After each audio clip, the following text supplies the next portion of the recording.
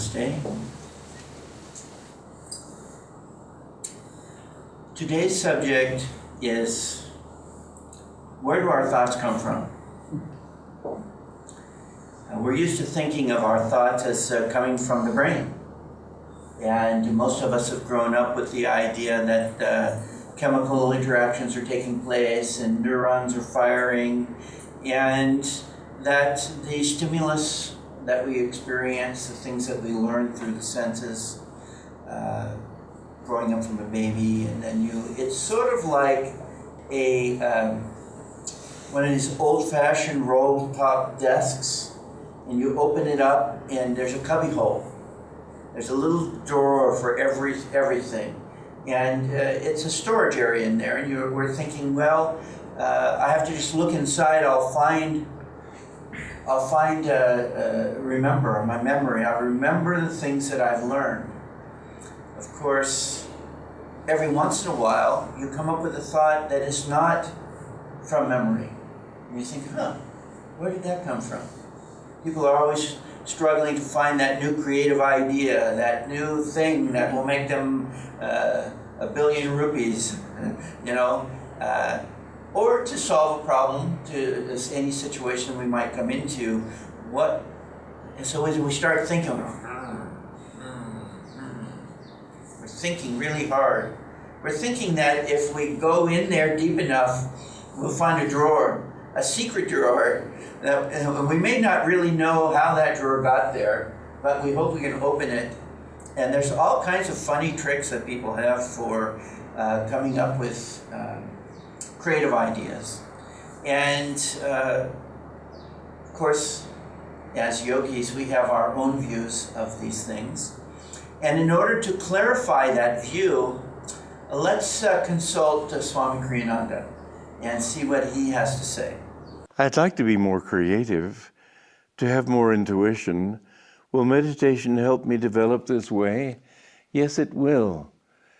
The more you become calm, the more you feel in tune with the infinite and with infinite guidance, the more you find that if you offer up your desire to create to Him, He will be able to give you something really creative.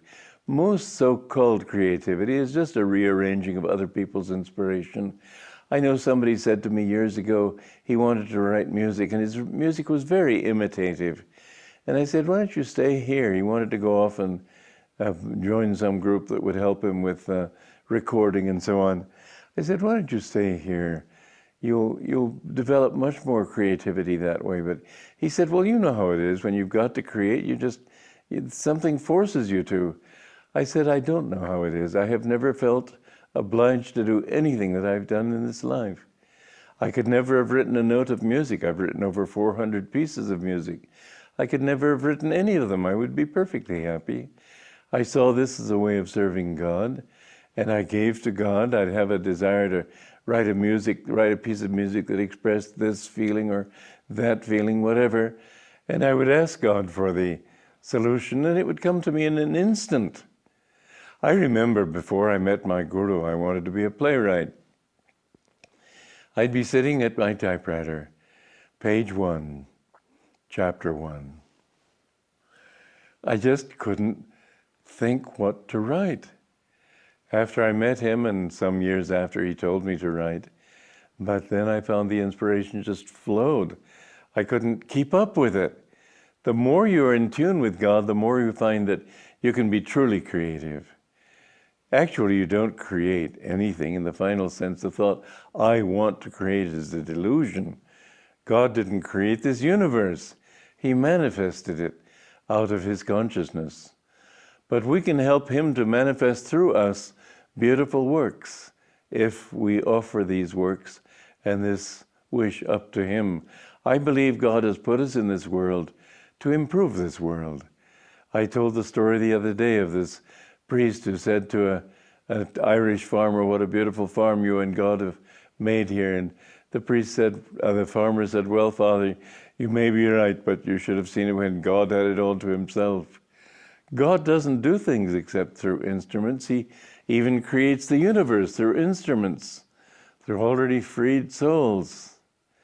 And that's why in the Bible it said, let us make man in our image. They're higher souls that have created man, that have created the material cosmos. But anyway, the point is that God finally doesn't create, he just manifests. And he manifests different states of consciousness. And everything you see around you is, in a sense, a manifestation of a state of consciousness.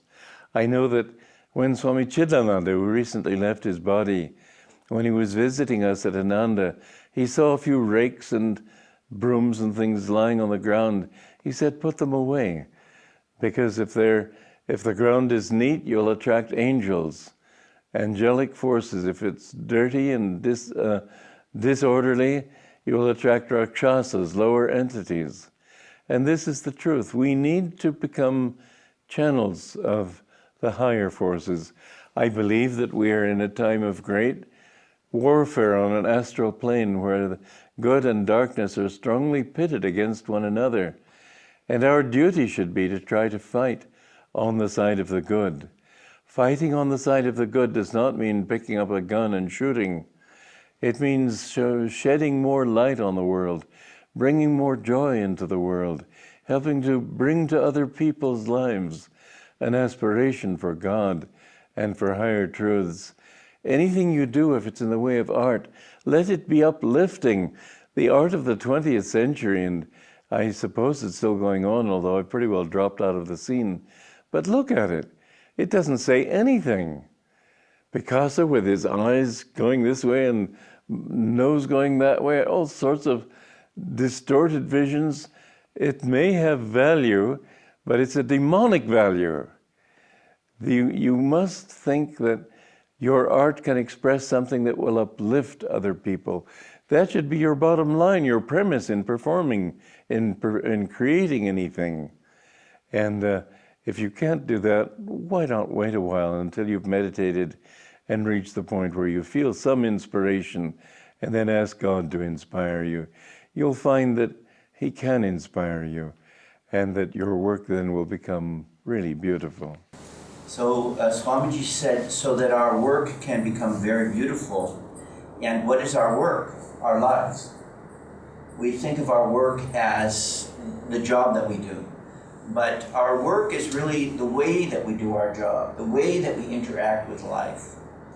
And the ways that we've learned to interact with life have been affected by society's consciousness in general. And we see the results of society in terms of happiness and well-being. It's very low. And we've all come here because we seek a higher level of well-being. And Swamiji's saying, and he was talking about creativity, but all of life is creativity.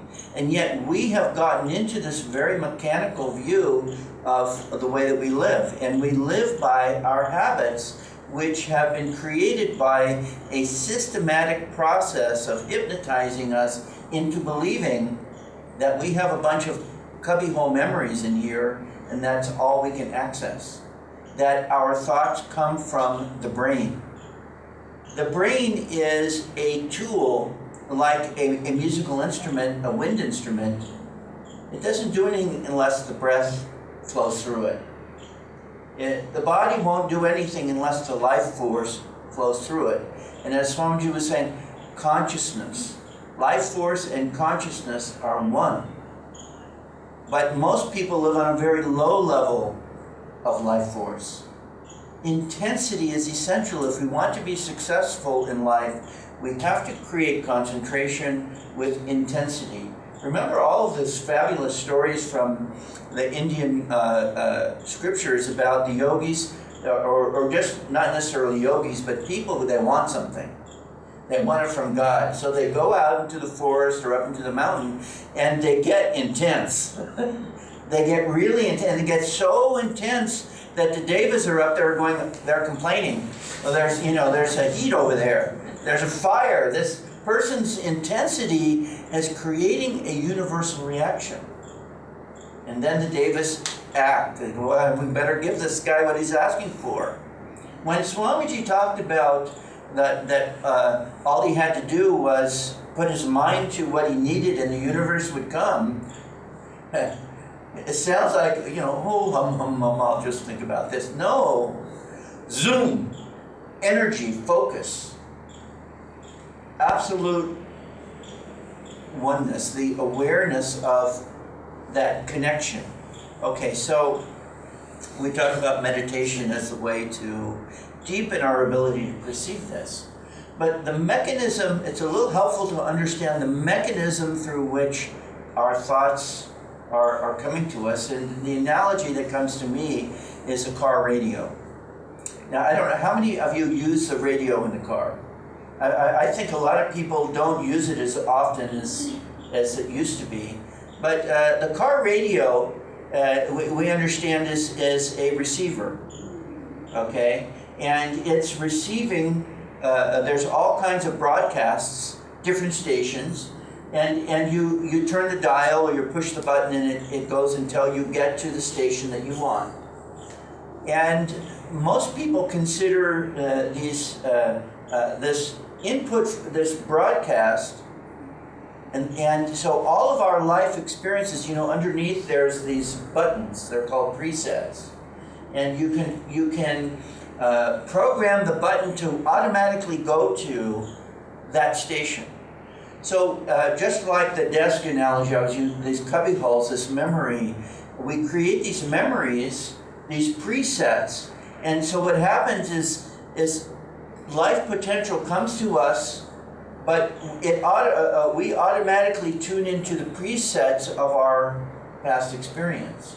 And then we get stuck in that, so we don't realize that there's new stations yet that we haven't been able to perceive.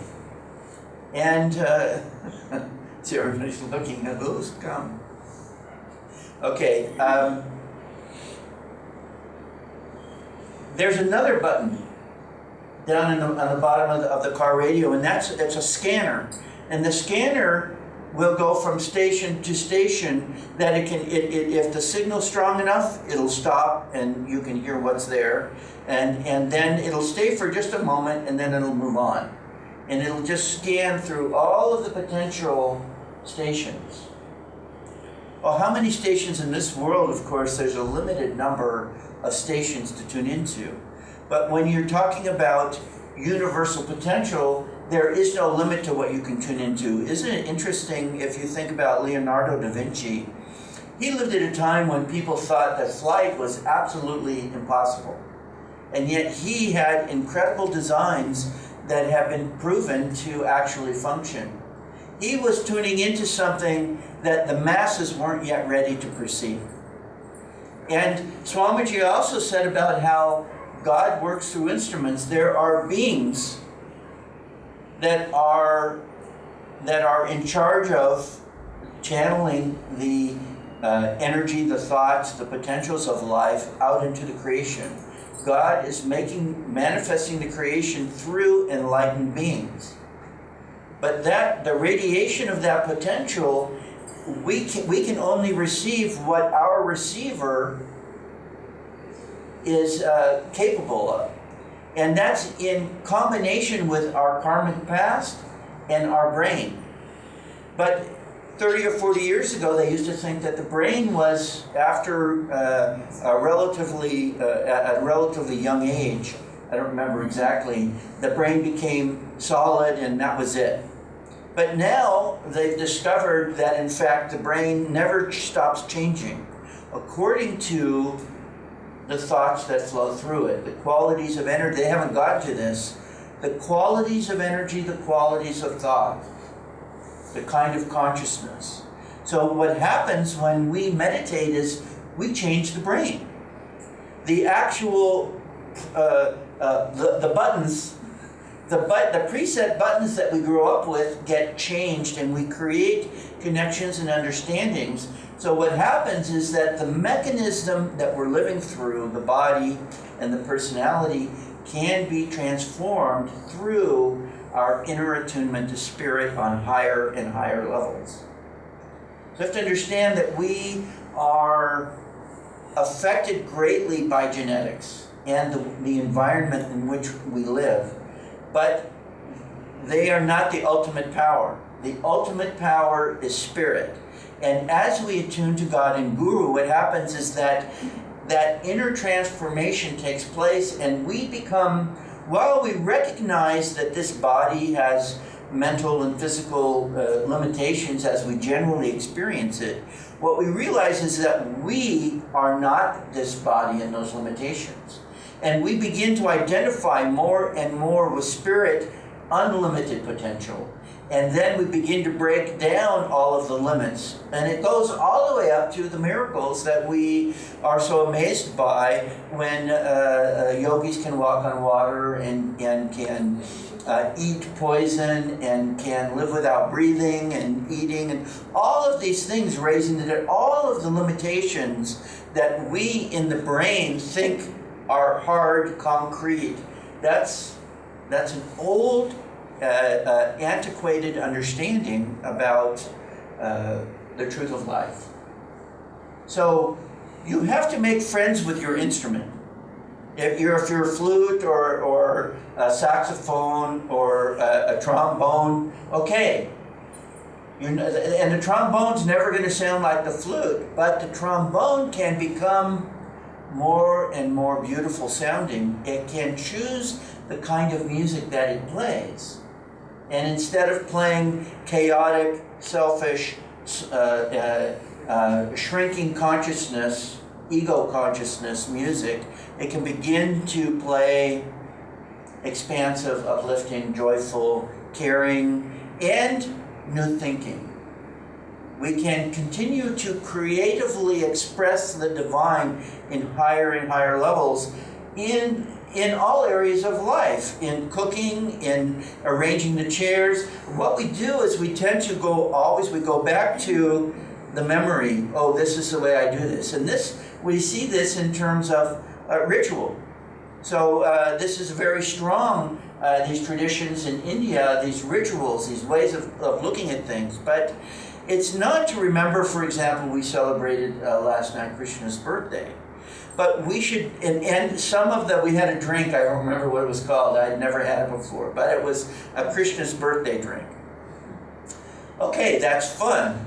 But if we only do that every year, then we become, as Master described, psychological antiques. He says, well, this is the only way that life can be. And people kill each other when they get so attached to that small view, and they say, you don't drink the drink on Krishna's birthday? You drink this other drink? Let's fight.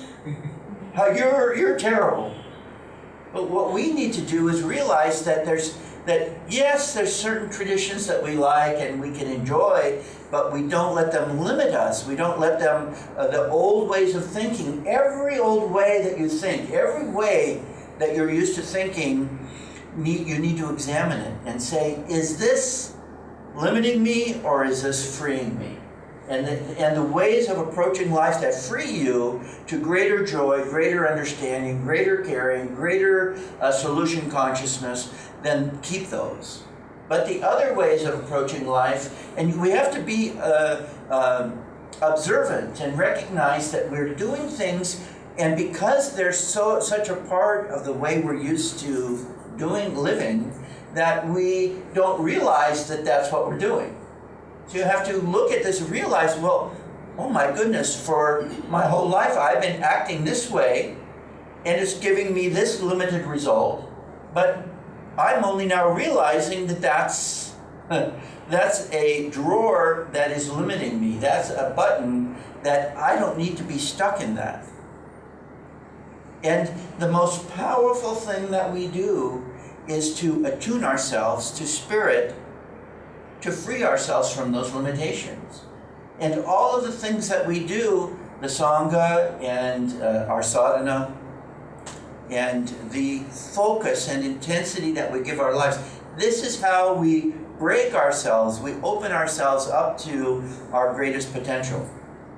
And Swamiji said, what is our job here? Well, of course he couldn't describe every aspect of the job, but he said a basic precept, which was to improve it, to improve things. And the most powerful way that we can improve the world is to transform our own consciousness, so that everything that we do becomes more and more in tune with that higher view of life. And the simultaneous truth is that as we improve ourselves, we begin to access potentials that we did not previously, those stations that we couldn't tune into before. Our scanner couldn't find that higher station, but now it's more sensitive. Now it's more capable of perceiving things that were always there, but that we previously couldn't perceive them. And this is what is the natural process, but we have to stay open. So as you're decorating the altar, as you're cleaning the kitchen, as you're making the bed, don't think, oh, this is how I do it. Think, Lord, how are we doing this today? And if you have an efficiency that works really well, use it. But don't get stuck in it. Realize that there may be even a newer and better way to do it. Most importantly, we want to live in the truth of this moment. How does God want to live right here and right now? And remember, one of the basic precepts of God, ever new. So at minimum, if you have a system for tucking the sheet in on the bed, use it. You can use a different chant. Chant while you're doing it. Or you can use the same chant, but even that, it's got to be ever new. I remember years ago, overheard somebody saying that this one particular chant was, they were getting bored of it. They chanted it so many times that they wanted something new. And that's understandable, but underneath the surface of that is that if you're chanting it ever new, then it can't get ever old. And the key is we're used to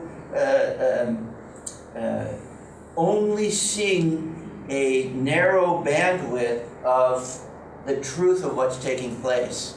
If we're being truthful in this moment, which means we're being new, well, what is happening right here, right now, then we're opening up God's style of ever newness. And as we develop that more and more, we'll find that the solutions, that the potentials that we need will come to us. I just want to share a couple of very specific ideas, and there's certainly more things to do, but as I was saying before, try to make fresh what you were, activities that you're used to doing the same way each time. Try to do them a little bit differently. Have a different consciousness, a different outlook. Have a more intense inner connection to the truth of the moment. And of course, some people say, well, take a different route to work. If you're used to brushing your teeth, the top first, do the bottom first, Any little thing that you can break those habit patterns. But those are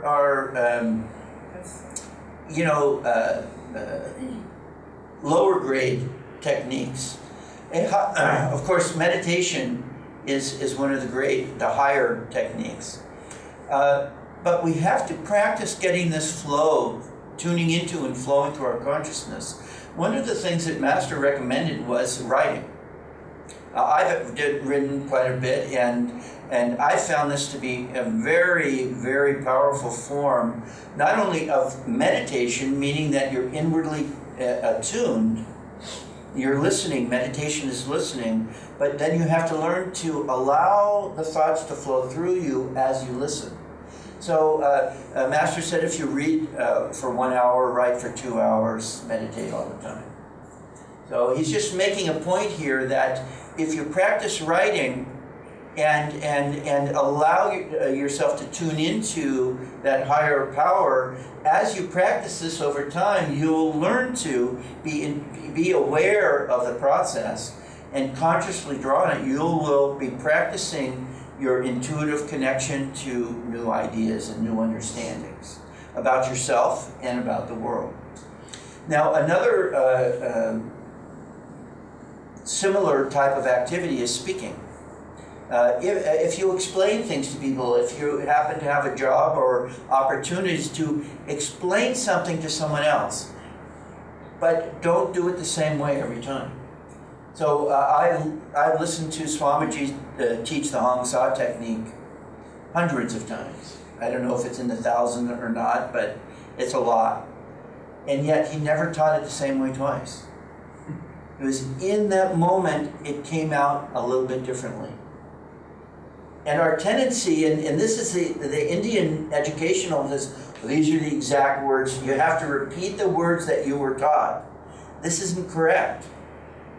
Understand the principles being expressed, and then creatively communicate them in the truth of the moment. And this is scary for many people because, well, one, they don't want to get it wrong. This is too important to make a mistake.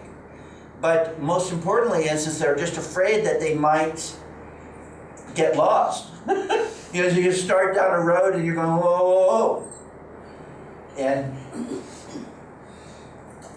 the key is that you just have to try it in little ways, and over time you begin to trust it. Swamiji, so many times, he said, many times when he's speaking, he said, okay, now here's a very important point. But he didn't know what the important point was. Had no idea. But he knew that it would come. And of course, when we tried to do that in the early years at Ananda, so here's an important point. That was major crashes in the early years. You have to do your homework. You have to be properly prepared. But then you also have to develop this skill, this openness, this connectiveness. Being a devotee is a skill. Seriously, you have to. It's something that you have to train yourself, and it goes beyond. We have so many fears and anchors of thought and community thought that keep us. It says, oh, everybody will think I'm crazy. Or, what do we care? They're the ones who are crazy. They're living for unhappiness. As Swamiji said in the Finding Happiness movie, he said, let's live to be happy. And to attune our thoughts, to recognize that all thought comes from the divine source, and that we attune ourselves on ever deeper levels to it. This is the path to happiness. So, writing, speaking. And I'd really like to see us do, like Toastmasters. And not officially as such, but come together, practice speaking spontaneously. Get uncomfortable. If you practice when I was surfing, when I was a young man, learning how to surf, it was scary. These big, huge waves are coming in and trying to drown you. And I was scared so much of the time when I was in the water. But over time, it became very comfortable to me. And eventually I was capable of handling the ocean when the waves were very large. And I was still scared, but I managed that.